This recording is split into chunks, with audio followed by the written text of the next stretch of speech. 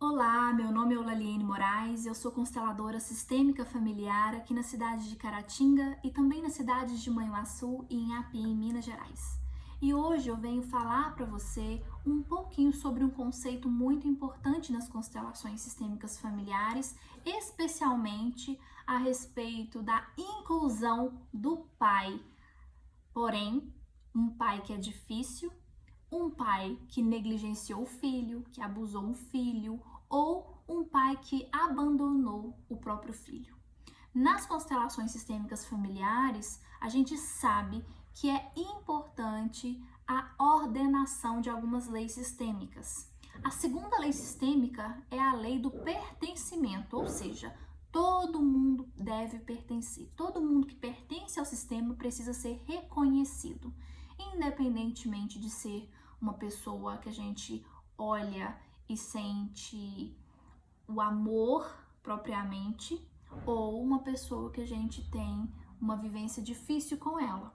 Então, quando a gente fala de constelação familiar, a gente não fala da moralidade, a gente fala do interno. E internamente, lá no inconsciente, quando existe alguém excluído, é muito comum que esse próprio inconsciente faça um movimento de inclusão.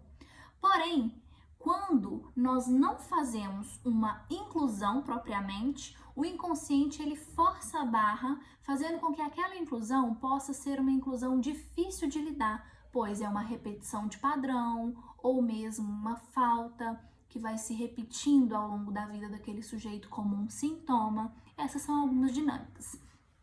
Quando a gente pensa numa criança, já que a gente está chegando no Dia dos Pais, e eu gostaria muito de falar aqui sobre a inclusão desses pais especificamente, esses pais difíceis que abandonaram, a gente tem que pensar que uma criança, ela só pode existir, ela só pode receber a vida, como já disse em outros vídeos, graças às suas raízes, pai e mãe. Então, pai e mãe são raízes de um ser humano, que a gente está vendo aqui como um ser pequenininho, né? Uma criança. Quando a gente tem uma situação de abandono, de negligência, nessa época de Dia dos Pais, se aproximando essa data, a gente costuma ouvir muitas frases do tipo: pai é quem cuida. E a frase em si não traz um prejuízo, não é a frase que traz o prejuízo, né? Não são as nossas palavras especificamente que trazem um prejuízo para essas ordens lá no inconsciente, mas a postura com que a gente fala essas frases ou vivencia isso na prática. Então, quando a gente fala assim, pai é quem cuida, é como se a gente estivesse excluindo a raiz da criança. É como se a gente estivesse dizendo assim, pai é quem cuida, quem abandonou não é pai.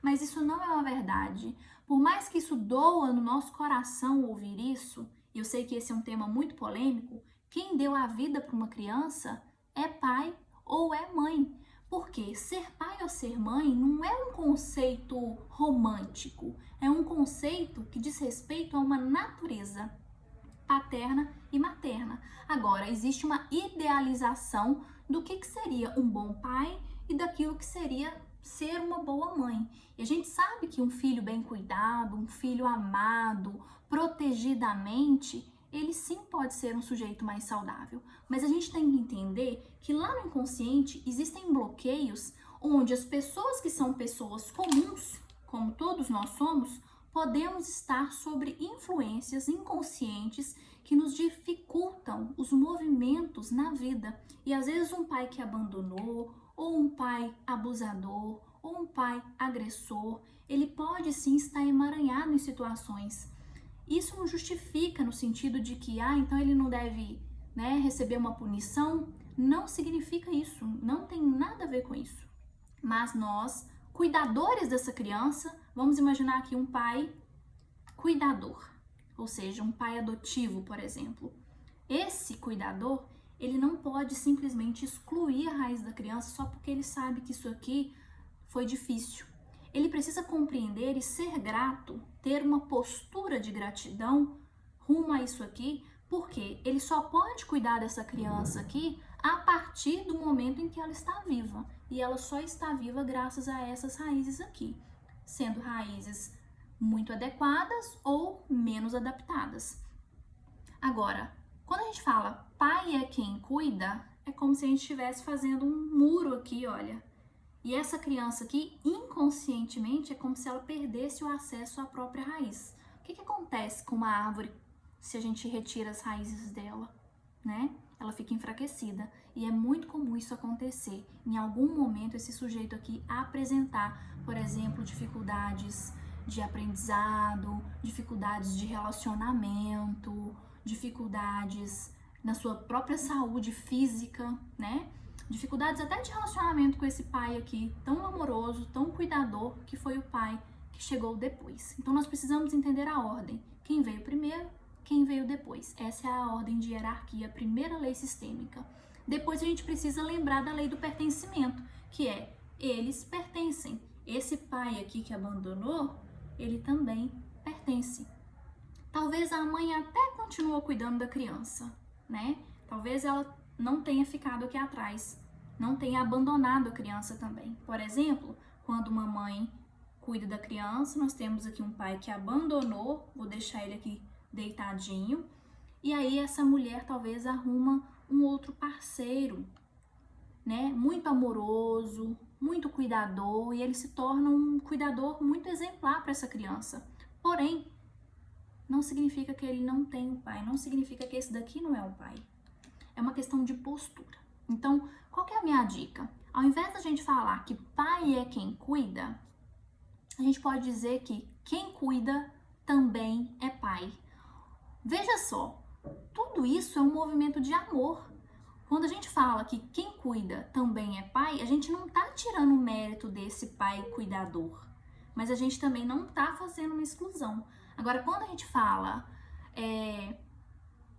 pai é quem cuida, a gente está dizendo assim, pai é quem cuida. Quem não cuida não é pai. E isso não é verdade. Quem cuida também é pai. Merece amor, merece reconhecimento e teve uma grande oportunidade na vida. Se aqui não deu certo, como o imaginário social traz pra gente o conceito de certo e errado, se aqui foi difícil, esse homem pôde ter a oportunidade de cuidar dessa criança. Porque se aqui tivesse dado certo, de acordo com esse imaginário social, ele não teria tido vez. Então é uma postura grata. Por exemplo, na história que a gente tem ouvido aí nas redes sociais a respeito da Tami Miranda, né, que causou tanta polêmica, eu penso que não há nada de mal a gente conseguir olhar para o papel que a Tami Miranda tem, paternal com aquela criança, como algo maravilhoso, como um profundo amor, com profunda capacidade de cuidado, de amar, mas isso não significa que ela está sozinha nesse sistema com essa criança. Essa criança, ela veio e ela trouxe com ela toda uma carga genética que não é especificamente da Tami Miranda. Isso não tira o mérito da Tami Miranda exercer essa função paternal. Então a gente tem que pensar o seguinte, vamos substituir, né? Pai é quem cuida? Não. Essa não é uma frase adequada, essa não é uma frase ordenada. Uma frase ordenada é quem cuida também é pai.